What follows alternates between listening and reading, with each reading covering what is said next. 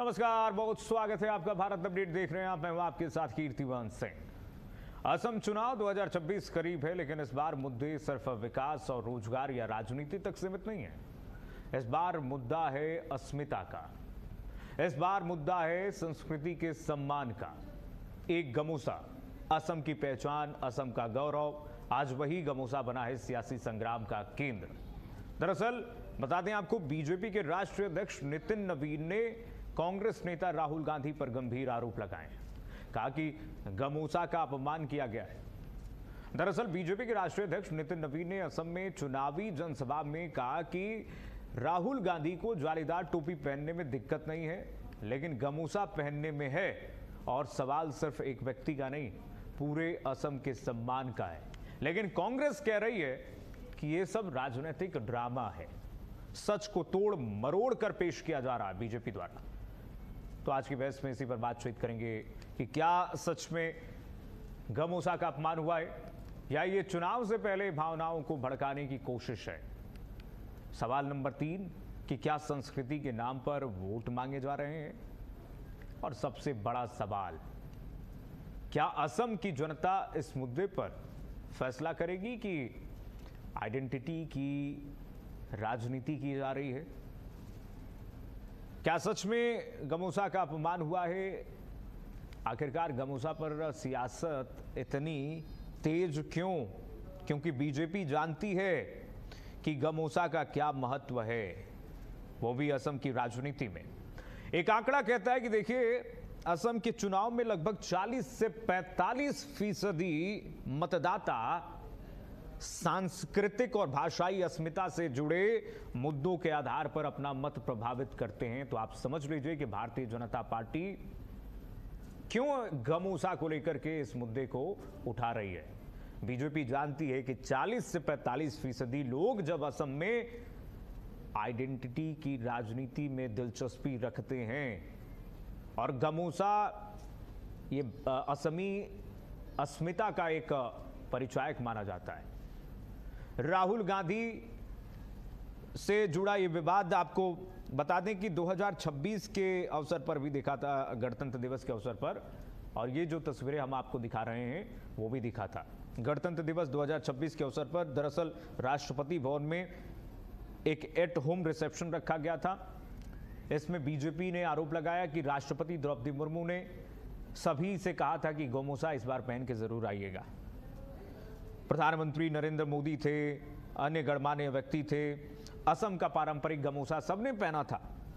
लेकिन राहुल गांधी वहां पर पहुंचे, राहुल गांधी गमोसा पहनकर नहीं गए। और इसके बाद हेमंता बिस्वा शर्मा और नितिन नवीन ने आरोप लगाया कि पूर्वोत्तर की संस्कृति का अपमान करती है कांग्रेस पार्टी।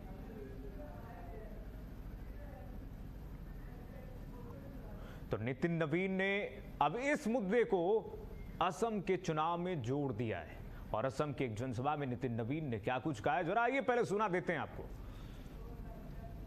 गांधी जी जालीदार टोपी पहनकर घूमने में परहेज नहीं करते थे, लेकिन अब वो समय बदल गया है। अब असम के लोग उसकी अस्मिता के प्रतीक का कोई जो अपमान करे उसको सजा देने का काम करते हैं। आज ही से कुछ दिन पूर्व गणतंत्र दिवस का दिन था, मैं भी उस कार्यक्रम में उपस्थित था। राहुल बाबा को जब असम के प्रतीक चिन्ह सम्मान स्वरूप दिया गया, प्रतीक का गमोसा का जो गमछा दिया गया, वो गमछे को उन्होंने उतार कर अलग रख दिया। और यही असम के लोगों को जानना चाहिए कि जो व्यक्ति असम के उस गमछे का, उस संस्कार का, उस विरासत का अपमान करता है, पर मस्जिद जाने के पहले जालीदार टोपी पहनना नहीं भूलता, इस बात को याद रखना चाहिए। हम किसी भी हाल में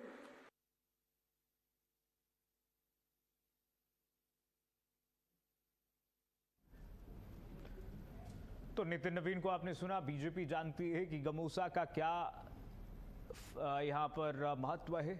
असम की राजनीति में गमोसा का मतलब क्या होता है। 40 से 45% लोग असम में आइडेंटिटी की राजनीति में दिलचस्पी रखते हैं। और गमूसा ये सिर्फ एक परिधान नहीं है, ये असमिया अस्मिता से जोड़कर देखा जाता है। और राहुल गांधी का ये वीडियो सोशल मीडिया पर खूब तेजी से असम बीजेपी इस वक्त वायरल भी कर रही है। आज नितिन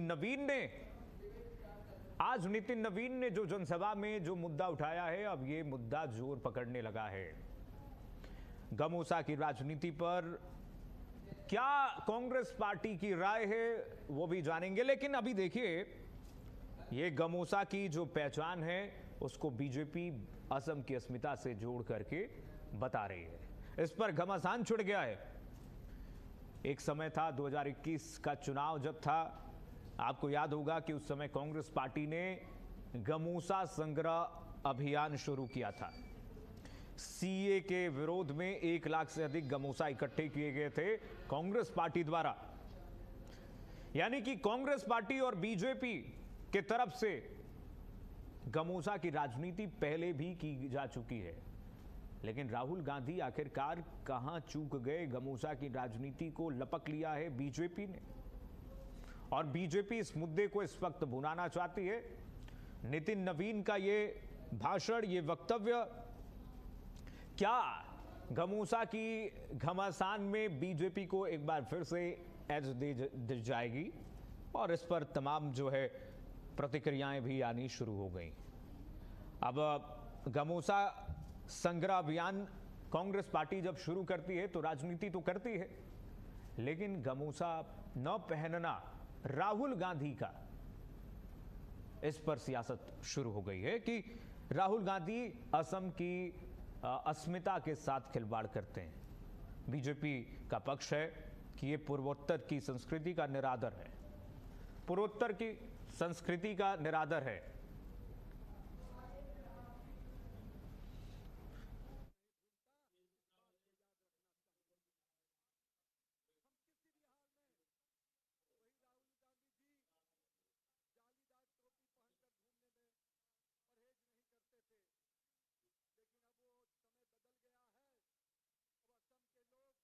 का अपमान हुआ है, कांग्रेस ने गमूसा का अपमान कर दिया है क्या? इस पर आइए डिबेट की शुरुआत करते हैं। हमारे साथ मेहमान जुड़ रहे हैं, सभी मेहमानों को स्क्रीन पर लाइएगा। Captain I Singh Bhadauria BJP के प्रवक्ता हमारे साथ जुड़ रहे हैं। कैप्टन आई सिंह भदौरिया जी, बहुत स्वागत है आपका भारत अपडेट पर। रियाज अहमद कांग्रेस पार्टी के प्रदेश प्रवक्ता हमारे साथ जुड़ रहे हैं। रियाज अहमद जी, बहुत स्वागत है आपका। डॉक्टर राकेश प्रजापति जी हमारे साथ जुड़ रहे हैं, राष्ट्रीय प्रवक्ता समाजवादी पार्टी। डॉक्टर राकेश प्रजापति जी, बहुत स्वागत है आपका। आलोक कुमार त्रिपाठी हमारे साथ वरिष्ठ पत्रकार जुड़ रहे हैं। आलोक जी, बहुत स्वागत है आपका भारत अपडेट पर। आइए सबसे पहले बीजेपी के पास चलूंगा, मैं कांग्रेस के पास उससे पहले चल लेता हूं। रियाज अहमद, ये गमूसा की राजनीति में क्या आपको लगता है कि कांग्रेस पार्टी फंस गई है क्या? 2021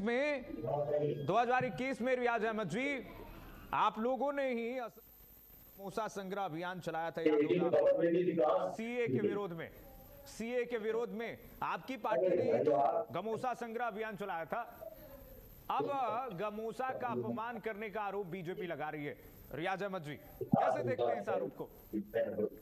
बीजेपी को आरोप लगाने के अलावा कुछ आता नहीं। उसको 10 साल में असम में की जनता के लिए उन्होंने क्या काम किया वो बताए ना। अभी बिहार चुनाव हुए, बड़ी बड़ी डिंगले भांजी 10-10 हजार महिलाओं के खाते में दिए, उसके बाद बोले 2-2 लाख रुपया देंगे। क्या हुआ उसका? इन्होंने 2014 से, जब से इन्होंने भारत की सत्ता को संभाली है, उस समय से अभी तक आप देख लीजिए ना, इनका चुनाव किस चीज पे होता है। इनका चुनाव कभी विकास के काम पे होता ही नहीं है। ये जब भी जाएंगे तो चुनाव लड़ने के लिए तो कभी हिंदू मुसलमान पे लड़ेंगे, कभी इंडिया पाकिस्तान पे लड़ेंगे, कभी सिंदूर पे लड़ेंगे, कभी मंगलसूत्र पे लड़ेंगे, कभी किसी और मुद्दे पे लड़ेंगे, लेकिन जो जेन्युइन मुद्दा है तो क्या यहाँ की जनता का, यहाँ के युवाओं का, बेरोजगारी का, यहाँ के महंगाई का, रियाज भाई आपको नहीं लगता यहाँ है अभी जो गमोसा गैस एक की मुद्दा कीमत है? उसका रियाज भाई आपको नहीं लगता है कि कांग्रेस पार्टी के लिए गमोसा मुद्दा है, सेटबैक कर जाएगा आपकी पार्टी के लिए? आप सोचिए, एक आंकड़ा ये कहता है कि असम की राजनीति में 40 से 45% लोग आइडेंटिटी की राजनीति में दिलचस्पी रखते हैं। आप सोचिए, कांग्रेस पार्टी ऐसे थोड़ी इस मुद्दे को ला रही है। यहीं पर चूक हो जाएगी आप यहीं पर चूक हो जाएगी आप। देखिए, कुछ चूक नहीं हुई है और राहुल जी ने कोई अपमान नहीं किया है। आप लोग जबरदस्ती का इसको मुद्दा बनाए हुए हैं और इसको मुद्दा लगा के आप भी डिबेट चला रहे हैं। अरे भारतीय जनता पार्टी से पूछिए ना, 2014 से अभी तक उन्होंने किया क्या है? हमेशा विपक्ष से सवाल करने के अलावा आप लोग के पास कुछ मुद्दा रहता नहीं है। अरे गोमोसा क्या अपमान कर दिया राहुल जी ने? थोड़ा वीडियो दिखाइए, थोड़ा वीडियो दिखाइए ना, क्या अपमान किया आप दिखाइए थोड़ा वीडियो। मुद्दा ही नहीं है, झूठ मूठ का। अरे दिखाइए ना वीडियो, कुछ है ही नहीं है। अरे बहुत, जितना सुनिए, जितना सभ्यता और संस्कृति और सारे लोगों का हितैषी जितना कांग्रेस पार्टी करती है ना, ये नहीं करते हैं। ठीक है रियाज भैया, ठीक है।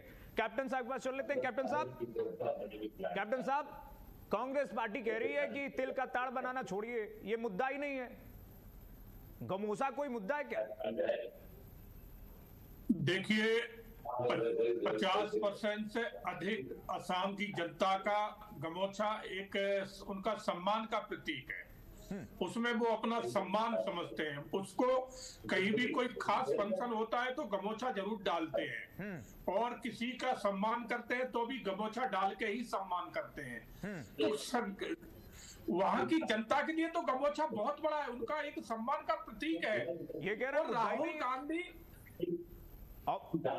ये कह रहा मुद्दा ही नहीं है, गोमोसा कोई मुद्दा ही नहीं है।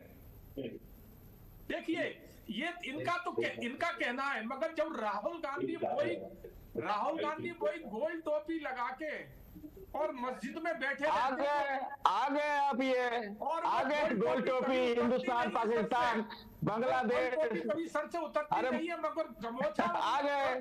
बिना मुसलमान का इनका डिबेट शुरू नहीं होगा। गोल टोपी होगा ही नहीं। अपने समय में बोले, कम से कम इतनी तो आप रखें मन में। चलिए ठीक है। प्रवक्ता बन के आए हो तो अपने समय में बोलो, ठीक है ना? मैं आप बोलते रहे, मैं बीच में नहीं बोला। आपने जो कहना है, आपका समय आए, सब कुछ कहिए, मैं आपके बीच में नहीं बोलूंगा। बोलिए कैप्टन साहब, बोलिए। तो मेरा यही कहना है कि असम के 50% से अधिक लोग ऐसे हैं जो गमोछा को अपना एक सम्मान, अपना एक प्रतीक मानते हैं, और किसी भी अतिथि का अगर वो सम्मान करते हैं तो वो सम्मान भी जो है ना, वो गमोछा पहना के ही करते हैं। तो उनकी निगाह में तो गमोछा बहुत बड़ी चीज है। मगर राहुल गांधी जैसे शख्स को वो गमोछा उन्होंने पहना के बहुत बड़ी भूल की।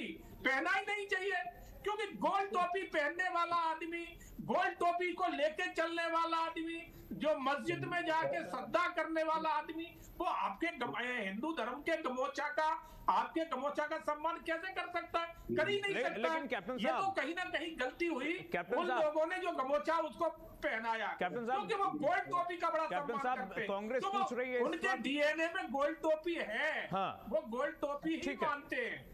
रियाज भाई पूछ रहे हैं कैप्टन साहब कि ये वेशभूषा कब से राजनीति का विषय बन गया है? कोई क्या पहनेगा, क्या ये तो मैं इनसे जानना चाहता हूँ। जब इनका नेता चुनाव आता है तो मंदिर पहुंचता है, कोर्ट के ऊपर से जनेऊ पहन लेता है, तो इन्हें खुद बताना चाहिए ये बात कि हमारा तो जो है हम उसी को मानते हैं। मगर इनका नेता जो दिखावटी चुनावी नेता बनता है, जो चुनाव आते ही मंदिर में पहुंच जाता है और कोर्ट के ऊपर से जनेऊ पहन लेता है, और जैसे ही चुनाव गए ना मंदिर होता है ना जनेऊ होता है, तो ये तो जवाब इन्हें देना चाहिए। एक जवाब रियाज है, मैं तो उसके बाद मैं जाऊंगा सीधे राकेश प्रजापति। देखिए, मैं बोला ना, बिना इनको हिंदू मुसलमान किए हुए कोई भी चुनाव ये नहीं लड़ सकते। मुद्दे की बात करेंगे नहीं। शंकराचार्य जी का सबसे ज्यादा अपमान किन्होंने किया? भारतीय जनता पार्टी की सरकार ने किया। इन्होंने सबसे ज्यादा हिंदुओं का अपमान किया। हमारे राहुल जी के बारे बोलते हैं, वो हमेशा मंदिर जाते हैं, मस्जिद जाते हैं, वो गिरजाघर जाते हैं, गुरुद्वारा जाते हैं, वो हर जगह जाते हैं और वो किसी का अपमान नहीं किए हैं। इन्होंने बिना मतलब का अगर अपमान किए तो वो वीडियो दिखाइए ना, कहां अपमान किए हैं, दिखाइए वीडियो। नहीं है कुछ अपमानित, ये मुद्दे पे बात नहीं करेंगे। इन्होंने कहा था कि 2 करोड़ नौकरियां देंगे, वो नौकरियों का क्या हुआ, इनसे पूछिए ना। ये महंगाई दर कम करने वाले थे, क्या हुआ? किसानों को जो वादा किया था उसका क्या हुआ? अरे कुछ नहीं, इन सब चीजों पे बात नहीं करेंगे। असम में उन्होंने 10 साल में क्या रियाज भाई गोमसा के मुद्दे पर वो गिनाने चाहिए ना कि हमने ये विकास के काम किए, ये विकास के काम किए, ये विकास के काम किए, हमने इतना काम किया असम की जनता के लिए, असम की जनता हमें वोट दे। वो वीडियो हम दिखा भी रहे हैं, दर्शकों को लगातार वीडियो दिखा भी रहे हैं कि किस तरह से राहुल गांधी को गोमसा पहनाने की कोशिश की जा रही है। जरा वीडियो दिखाइएगा एक बार। गोमसा पहनाने की कोशिश की जा रही है लेकिन राहुल गांधी उसे नकार दे रहे हैं। वो लगातार वीडियो हम दिखा भी रहे हैं। तो गोमसा वाले मुद्दे पर हो रही है तो इसी पर हम बातचीत कर रहे हैं। इस वक्त डिबेट इसी पर है। रियाज अहमद आऊंगा आपके पास, राकेश प्रजापति के पास एक बार चलूंगा मैं।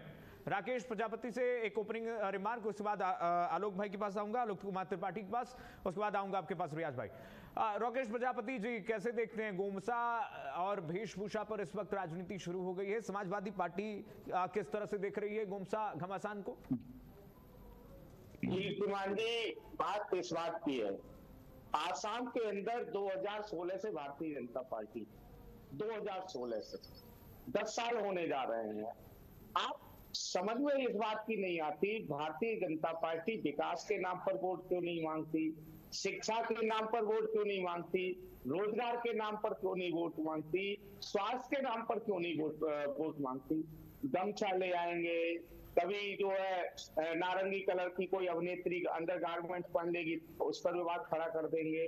क्या क्या पता नहीं, कोई जाली वाली टोपी पर करेंगे, कभी किसी पर डिबेट करेंगे, हिंदुस्तान पर करेंगे, पाकिस्तान पर करेंगे, मंदिर पर करेंगे, मस्जिद पर करेंगे। आखिर तभी इस बात की चर्चा होगी नहीं होगी इस देश के अंदर आपने सुना है कि स्वास्थ्य दर क्या है? राकेश प्रजापति, इस बात की चर्चा होगी। कीर्तिमान जी राकेश जी, एक मैं बोल लूं आपसे, एक पॉइंट दे देता हूं आपको।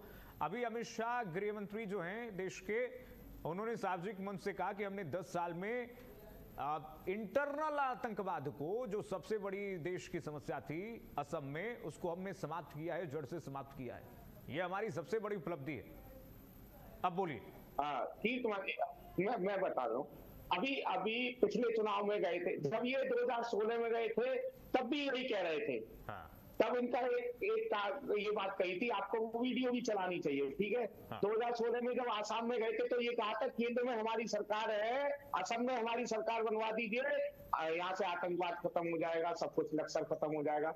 जब ये 2021 में गए चुनाव में तब ये कहा था कि अभी तो 4-5 साल हुए हैं, भैया एक टर्म और दे दीजिए, एक टर्म और दे दीजिए, तब हम खत्म कर देंगे। अब ये कह रहे हैं कि भैया एक टर्म और दे दीजिए। अरे कितनी टर्म चाहिए आपको? शर्म आनी चाहिए, आपको डूब के मर जाना चाहिए। 10 साल 12 साल तो किसी ने शासन नहीं किया देश के अंदर। केवल भारतीय जनता पार्टी इस देश के अंदर है जिसने लगातार 12 साल शासन किया है। 12 साल कोई प्रधानमंत्री रहा हो तो बताओ, फिर भी साल पर साल चाहिए। अब साल पर साल देने की जरूरत नहीं है, अब समय आ गया है झोला उठा करके मोदी जी को अब चले जाना चाहिए। लोगों को गैस नहीं मिल रही है, ठीक है, पेट्रोल की लाइन में सर, आ रहा हूँ आपके पास, डीजल के लिए परेशान है, बताइए क्या कर पा रहे हैं आप लोग? ठीक है सर, राकेश जी आ रहा हूं आपके पास। आलोक जी का एक ओपनिंग रिमार्क ले लेते हैं, उसके बाद हम चर्चा की शुरुआत करेंगे, विस्तार से खोलेंगे डिबेट को। आ रहा हूं रियाज भाई, आपके पास ही आऊंगा। आलोक जी, गोमोसा की राजनीति होने लगी है असम में, क्या आपको लगता है ये मुद्दे को डाइवर्ट करने की राजनीति है या फिर नई तरीके की राजनीति आ गई है? नहीं, देखिए, जो पिछले कुछ वर्ष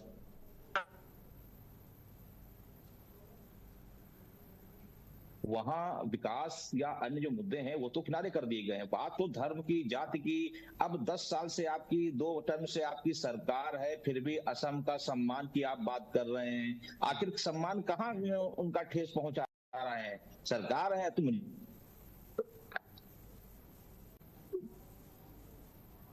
सरकार ने मुझे लगता है कि तकनीकी बनती है तो आप आगे और क्या काम करेंगे ये बताना चाहिए। लेकिन आप असम की अस्मिता का सवाल उठा रहे हैं। हाँ। जो सरकार में है ही नहीं, आप उसको बता रहे हैं कि आप कि असम की अस्मिता से वो खिलवाड़ कर रहे हैं, उन्होंने ये नहीं किया। तो मुझे लगता है कि इन सब मुद्दों से आप ठीक है। आलोक जी आऊंगा आपके पास, आ रहा हूं आपके पास। तकनीकी खराबी हो रही है, तकनीकी खराबी हो रही है, आऊंगा आपके पास आलोक जी। रियाज भाई कुछ कह रहे थे, रियाज अहमद। बगल, हाँ, असम के बगल में मणिपुर है साहब, वहां क्या हो रहा है? लगातार मणिपुर जलता रहा। गृह मंत्री और प्रधानमंत्री कितनी बार वहां गए? वहां नंगे महिलाओं को दौड़ाया गया, उसमें क्यों नहीं बोलता? उसमें देश का अस्मिता नहीं खत्म होती है क्या? भारतीय जनता पार्टी उसमें क्यों कुछ नहीं बोलते हैं? बगल में तो है मणिपुर में जाके क्या क्या हो रहा है मणिपुर में देखना चाहिए, और आप लोगों को भी दिखाना चाहिए कि मणिपुर में क्या हो रहा है। नॉर्थ ईस्ट में उन्होंने क्या काम किया जो होता है हम दिखाते हैं। साहब सुन लीजिए, मेरी बात तो सुन लीजिए। नॉर्थ ईस्ट में क्या काम किया उन्होंने, असम में क्या क्या काम किया, उसमें उनको चुनाव लड़ना चाहिए। तो उन्होंने काम तो कुछ किया नहीं। हेमंत बिस्वा शर्मा कहाँ थे? उनके घोटालों का जो जिक्र है, जो उन्होंने घोटाले किए, उस घोटालों का तो पोल खोलने का समय आ गया है, और हम लोग पोल भी खोल रहे हैं जनता के सामने। और जब उनको लग रहा है कि अब हमारी कुर्सी जा रही है, असम की जनता कांग्रेस पर विश्वास कर रही है, तो अब ये नए चीज लेके आएंगे, हिंदुस्तान पाकिस्तान। उन्होंने कुछ दिन पहले क्या कहा था कि कोई मुस्लिम रिक्शा वाला अगर आपको मिल जाए तो उनको 5 रुपए की जगह 4 रुपए दीजिएगा। इस देश में ये होगा साहब? इंसान का इंसान से क्या नाता है? इस देश का लोग अच्छी तरह से जानते हैं। ये देश जानती है कि कैसे इंसानों के साथ इंसानियत का व्यवहार करना चाहिए, लेकिन भारतीय जनता पार्टी इस देश में जहर घोलने का काम कर रही है। इस देश में जहर घोल के हिंदू, मुसलमान, सिख, ईसाई सबको अलग करना चाह रही है। तो आप समझ सकते हैं कि इनकी मानसिकता क्या हो सकती है। ये मुद्दों पर कभी चुनाव नहीं लड़ सकते हैं, ये विकास में कभी चुनाव नहीं लड़ सकते हैं। नरेंद्र मोदी जी ने जो वादे किए थे, या हेमंत बिस्वा शर्मा ने जो वादे किए थे, उन कितने वादों को पूरा किया असम में? वो बताया ना, इन्होंने नहीं किया। तो इस पर चुनाव नहीं लड़ेंगे। चुनाव आएगा तो आप देख लीजिएगा, सिंदूर पे, हिंदू मुसलमान पे, बस इसी पे चुनाव लड़ेंगे। इससे हटके ये जा ही नहीं सकते हैं। कैप्टन साहब मणिपुर के बारे में बताए ना, हम दीजिए जवाब। देखिए, बहुत अच्छी बात है इन्होंने कहा, मैं बड़ा बुंदूबार इनको जवाब देंगे जी कि हम तो चाहते हैं कि आपका नेता हमसे सवाल पूछे, और कड़े से कड़े सवाल पूछे विकास के ऊपर, कि हमने क्या विकास किया है। सदन में चर्चा इसीलिए होती है कि सदन में आइए, हमारे साथ बहस करिए, चर्चा करिए, हमसे पूछिए। मगर जब सदन चलता है तो आपका नेता भाग जाता है, पूछता ही नहीं है कुछ कि क्या विकास हुआ है, क्या नहीं है। क्योंकि आपके नेता को ना तो सदन में बोलना आता है, ना ही उसके अंदर कोई नेता वाले गुण है। आपका नेता खुद ही इस तरह के कार्य कर रहा है कि जो है ना, उसको दुनिया नकारती जा रही। हमारी बात, हम तो हर तरह से देश का हर तरह से विकास कर रहे हैं। शिक्षा हमारे तक इतनी डेवलप हुई है, वो दुनिया देख रही है।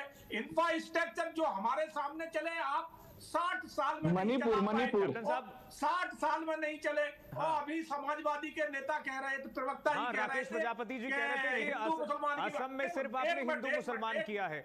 10 साल की राजनीति में सिर्फ हिंदू मुसलमान हुआ है, जहर बोया गया है, ये राकेश प्रजापति कह रहे हैं। एक मिनट, वो राकेश प्रजापति को मैं बड़ा अच्छा जवाब दूंगा कि अखिलेश यादव 5 साल जो है ना मुख्यमंत्री रहे, एक बार भी रामलला के दर्शन नहीं करने गए। अभी नया भव्य मंदिर बन गया है, उसमें नहीं गए दर्शन करने, मगर सब पत्नी के साथ मस्जिद में चले जाते हैं गोल टोपी पहन के, और वहां भी मौलाना बेइज्जती कर देता है। कितनी बेइज्जती करता है उनकी पत्नी की, और अखिलेश मुंह पे ताला लगा लेते हैं। तो शर्म तो इनको आना चाहिए, इनके पास कहने को कुछ नहीं है। टोपी पहनने के बाद चाहे इन पे जूते पड़े, चाहे इनकी महिलाओं की बेइज्जती हो जाए, एक शब्द नहीं कहेंगे, कहीं वोट बैंक ना खिसक जाए, मगर राम मंदिर नहीं जाएंगे। राम मंदिर चले गए तो हमारा तो फिर जब वोट बैंक खिसक जाएगा। तो ये इस तरह की सोच रखने वाले लोग हैं, ये क्या बात करेंगे? विकास में कभी इन्होंने बात करी है? जब सदन चलता है क्यों सदन छोड़ के भाग जाते हो? करिए चर्चा, आप पूछिए हमसे रियाज अहमद, उसके बाद राकेश प्रजापति हुए, कितने हमने विकास किए, कितने हमने शिक्षा कॉलेज बनाए, कितने हमने इंजीनियर कॉलेज बनाए, कितने हमने मेडिकल कॉलेज बनाए। आप पूछिए, कभी पूछा है आपने? अच्छा चलिए, राकेश प्रजापति, उसके बाद रियाज अहमद। राकेश प्रजापति। कीर्तिमान जी, मैं जवाब दे रहा हूँ। राकेश जी 12 साल में पूरे देश के अंदर आपने पूरे विश्व के अंदर 300 टॉप यूनिवर्सिटी है, 300। उन 300 टॉप यूनिवर्सिटी में एक यूनिवर्सिटी आप शामिल करा पाए हो तो बता दें, एक यूनिवर्सिटी का नाम जरूर बताएं कि इस यूनिवर्सिटी को हमने टॉप 300 यूनिवर्सिटी पूरे विश्व के अंदर बना करके बना दिया। बताइए कैप्टन साहब, बताइए, जवाब ले लेते हैं, उसके बाद आ रहा हूं क्या आपके विकास पास। राकेश जी जवाब ले लीजिए। बिल्कुल कीर्तिमान जी एक मिनट, ये बाकायदा नाम बताए कि इस यूनिवर्सिटी, गलगोटिया जैसी यूनिवर्सिटी जरूर दी इन्होंने, जिसने पूरे विश्व में जगहसाई कराई हमारी। ऐसी यूनिवर्सिटी को तो लेकर के हेमंत बिश्व शर्मा असम के सीएम ने कौन सा घोटाला में नाम आया है? बता दें। राकेश जी आवाज मिल पा रही है आपको? जवाब ही नहीं है, बोलेंगे क्या? चलिए कैप्टन साहब जवाब दीजिए।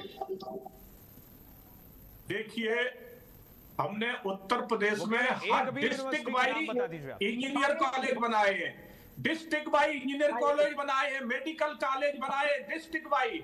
अब इनके चश्मा ऐसा लगा है कि जिससे दिखाई नहीं देता, तो भाई तो मुश्किल है भाई। आप नाम बताइए, एक बात बताए, सोते हुए को तो आप जगा सकते हो, मगर जो सोने का नाटक कर रहा है उसे कभी नहीं जगा पाओगे।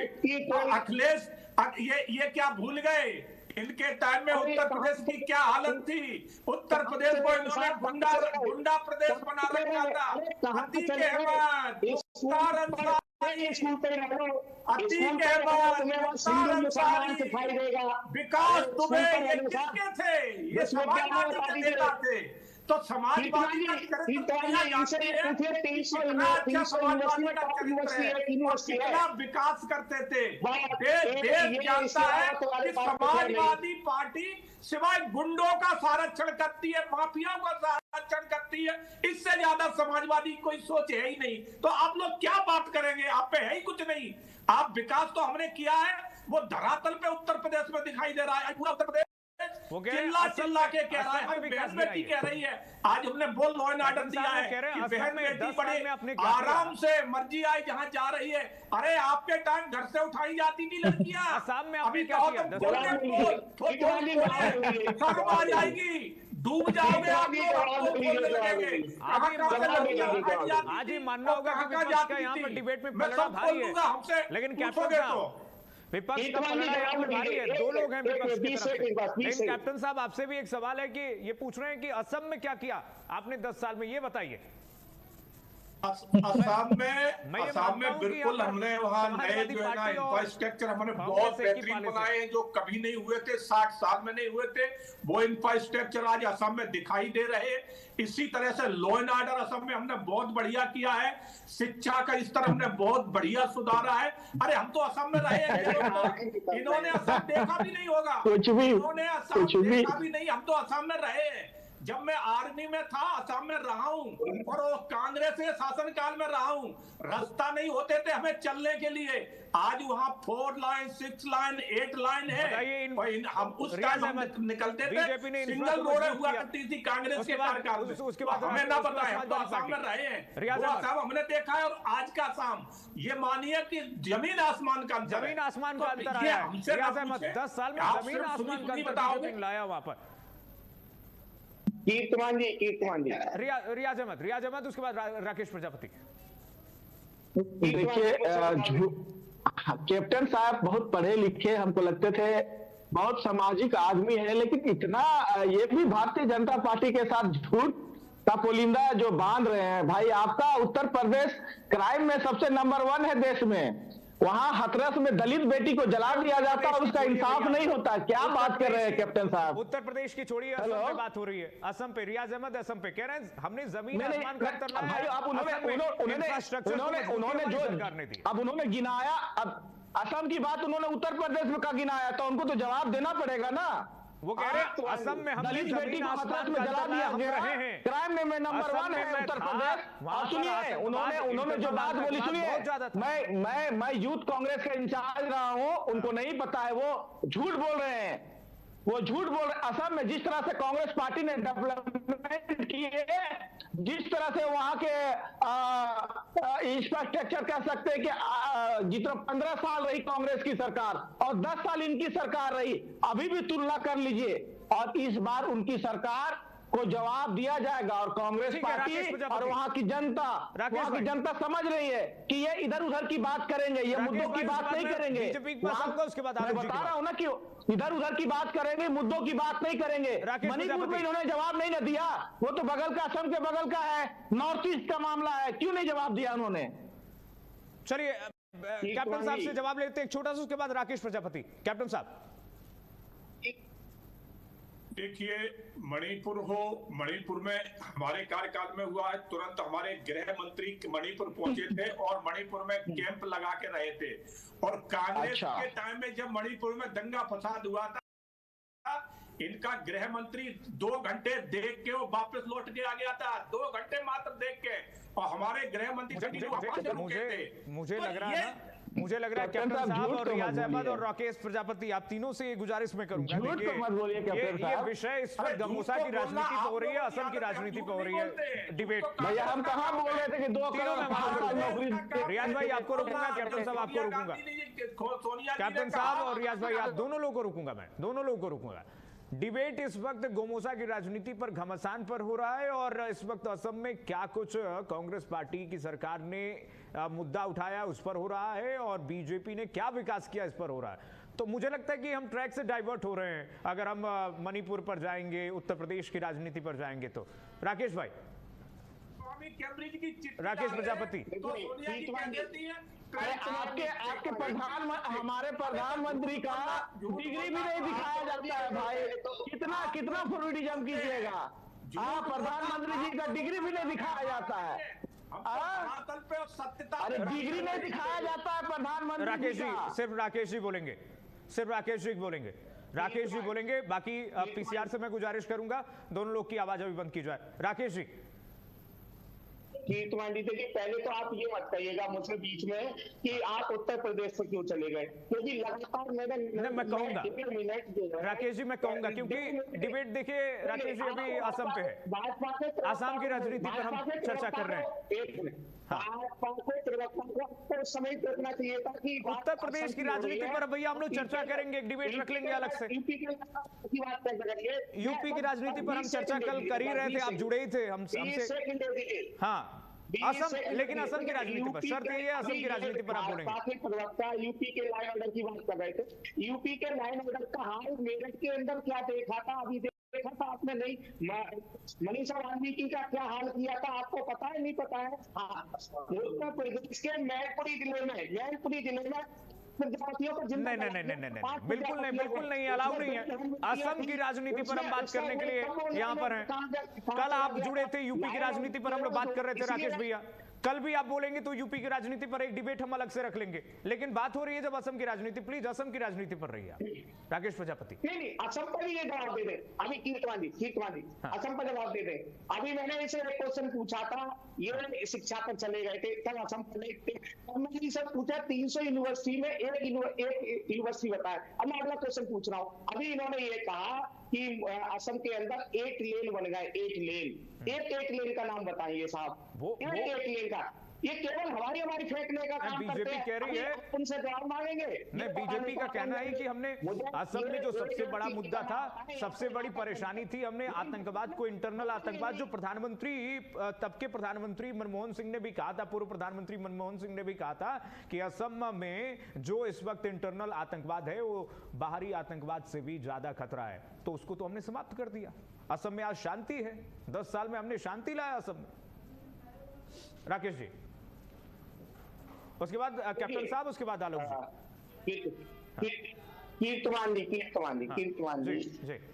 देखिए अगर वास्तविकता ये है, अगर शांति है तो पहलगाम क्यों हुआ, शांति है तो पुलवामा क्यों हुआ, शांति है तो उरी कैसे हुआ, 7-8 साल होने जा रहे हैं पहलगाम को हुए, पुलवामा को हुए। 350 किलोग्राम RDX कहां से आया, भारतीय जनता को पता चल गया हो तो साहब आप मुझे बता दो। अरे राकेश सर, राकेश भैया, अभी पहलगाम के अंदर बाहरी आतंकवाद पे नहीं, इंटरनल आतंकवाद पे बोलने महाराज। अभी पहलगाम के अंदर इंटरनल आतंकवाद पे आप बोल लीजिए महाराज। असम में जो इस वक्त दावा कर रही है बीजेपी, असम में जो दावा कर रही है इस बार बीजेपी कि हमने इंटरनल आतंकवाद को जड़ से मिटाया है। ठीक है, मैं आलोक जी के पास चलूंगा पहले। आलोक त्रिपाठी, आलोक जी, असम की राजनीति में जो दावा कर रही है इस वक्त बीजेपी कि भैया हमने इंटरनल जो आतंकवाद है वहां पर उसको खत्म किया है, जड़ से मिटाया है, और ये सबसे बड़ी हमारी उपलब्धि 10 सालों में है। और ये कोई औने पौने नेता, कोई एरू गैरू नेता नहीं बोल रही है, गृह मंत्री अमित शाह बोल रहे हैं।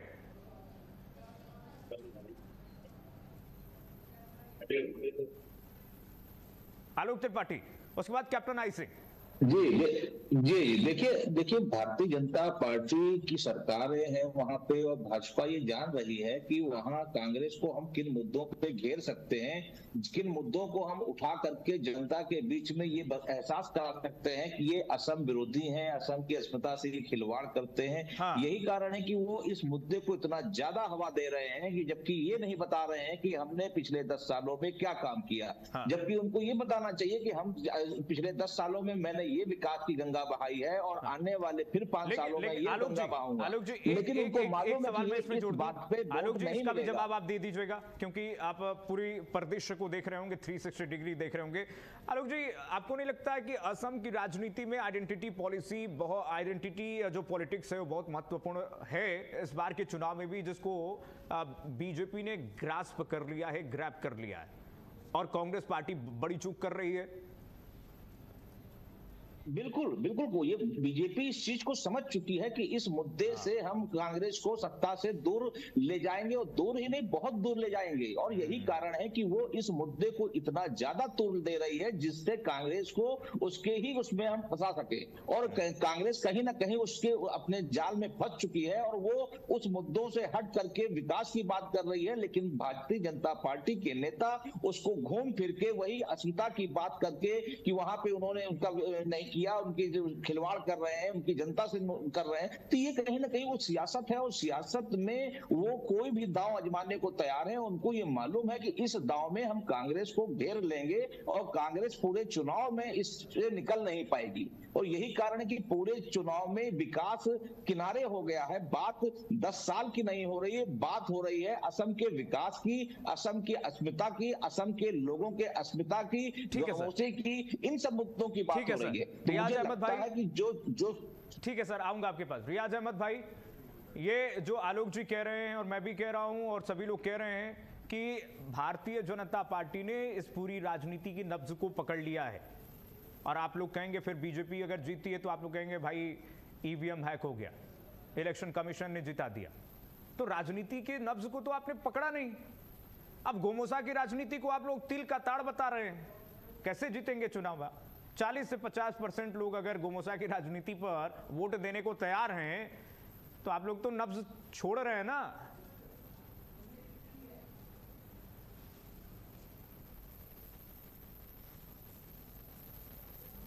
अनम्यूट कीजिएगा रियाज भाई, अनम्यूट कीजिएगा, आपकी आवाज हम तक नहीं आ पा रही है शायद। हाँ। राहुल जी ने जिस मुद्दों पे चुनाव आयोग के सवाल उठाए थे, ईवीएम पे या उनके वोटर लिस्ट पे, तो वो प्रूफ के साथ उठाए थे ना। प्रूफ तो बताया राहुल जी ने कि हरियाणा में एक कैसे ब्राजील की एक महिला का 35 जगह फोटो होता है। देखिए, मुद्दों की बात है और मुद्दों का बात हम लोग निश्चित तौर पे समझ रहे हैं और जान भी रहे हैं कि भारतीय जनता पार्टी इस बीच में आके वो खेलना चाह रही है और हमें भटकाना चाह रही है, लेकिन हम भटकने वाले नहीं हैं।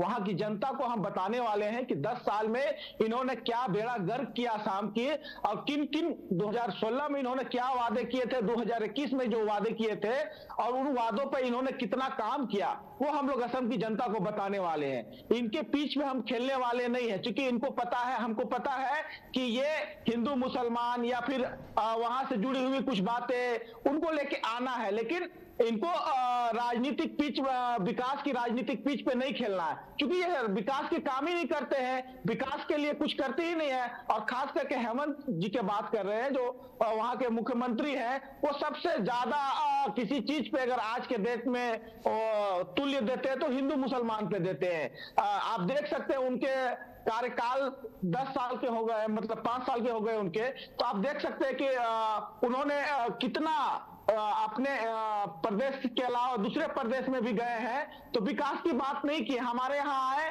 तो बांग्लादेशी का बात किए, झारखंड में आके कि भाई घुसपैठिया आ जाएंगे, तो यहाँ की जनता ने नकार दिया ना भाई। बॉर्डर आपके हाथ में, गृह मंत्री भी यहाँ आए, आप बोल रहे हैं ना कि भाई गृह मंत्री ने बोला, भाई झारखंड में आके गृह मंत्री ने बोला कि हमें मौका दीजिए, हम बांग्लादेशियों को घुसने नहीं देंगे यहाँ। बांग्लादेश भाई कैसे बांग्लादेशी घुसेगा यहाँ?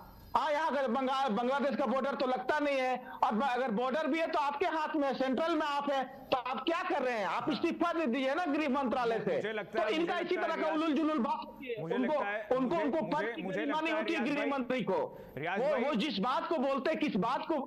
मुझे लगता है कि रियाज भाई की उल जुलूल जो चीजें होती हैं बीजेपी के सामने, ये उल जुलूल चीजें छोटी नहीं होती हैं। Bharatiya Janata party micro management करती है और यहीं आप चूक जाते हैं। बूथ लेवल पर बीजेपी मैनेज करती है। झारखंड में बीजेपी बांग्लादेशी का मुद्दा चलाया था ना इन्होंने, कि 50 मैं जो बोल रहा हूं, 50% लोग, मैं जो बोल रहा हूं, झारखंड में बांग्लादेशी का मुद्दा चला था कि नहीं चला था? तो हमें चुनाव के मुद्दे को होमसा की राजनीति पर भी कैप्टन आई सिंह, उसके बाद राकेश भाई, कैप्टन आई सिंह, उसके बाद राकेश भाई। मैं बोल रहा हूं कि राहुल जी ने ऐसी किसी चीज, कैप्टन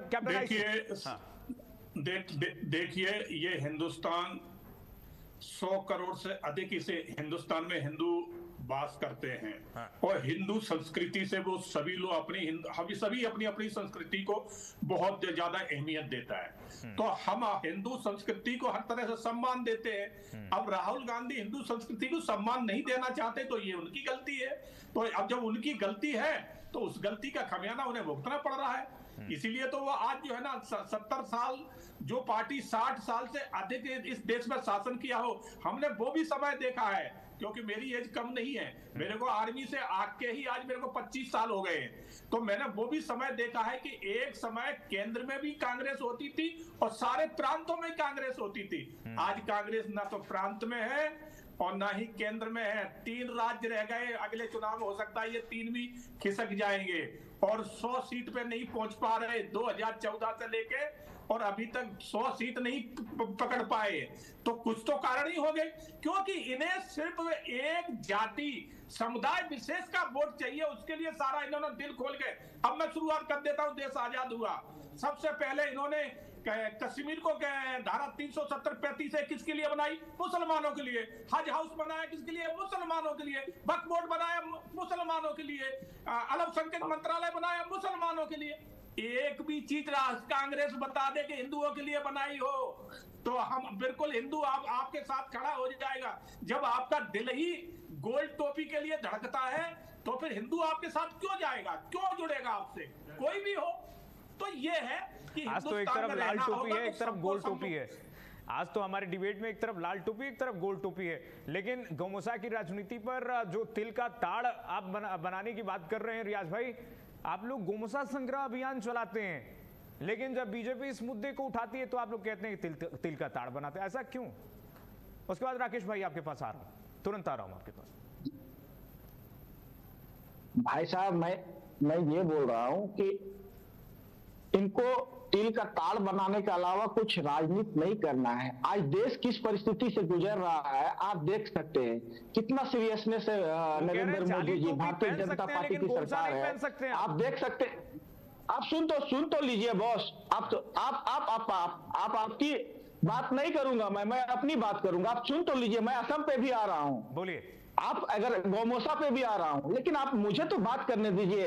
आप ऐसा कटघरे में खड़ा कर देते हैं, ठीक है यस या नो में जवाब देना होगा, तो ऐसे जवाब नहीं दिया जाता है बॉस। नहीं, वो कह रहे हैं ना कि आप ऐसे जवाब दिया जाली टोपी पहन सकते हैं लेकिन गुमसा नहीं पहन सकते हैं, भेदभाव क्यों? हमारे क्या बात कर रहे हैं? आपको मैं अनेक वीडियो भेज दूंगा जिसमें राहुल गांधी जी ने गौमोसा पहने हैं, प्रियंका जी ने पहना है, सोनिया जी ने पहना है, हमारे राष्ट्रीय अध्यक्ष खड़गे जी ने पहना है, और बहुत सारे लोग हम लोगों ने पहना है। वहां ये छोटी छोटी सी बात को लेके इन्होंने मतलब उसको तिल का तार में बोल रहा हूं ना, ये अभी देश किस परिस्थिति में गुजर रहा है आप इनको देखिए ना। ये इनकी विदेश नीति क्या हो गई है? आज देश को गैस की किल्लत हो गई है, पेट्रोल डीजल आने वाले दिन में आसमान छुएंगे इनकी गलत नीतियों से। आज बेरोजगारी का दर क्या हो गया ये देखिए ना। बेरोजगारी का दर क्या है? एक मिनट कैप्टन आई सिंह साहब ये कह रहे हैं कि गुमसा तो हमारे सभी नेताओं ने पहना है, ये तिल का ताड़ आप नहीं बना रहे हैं क्या?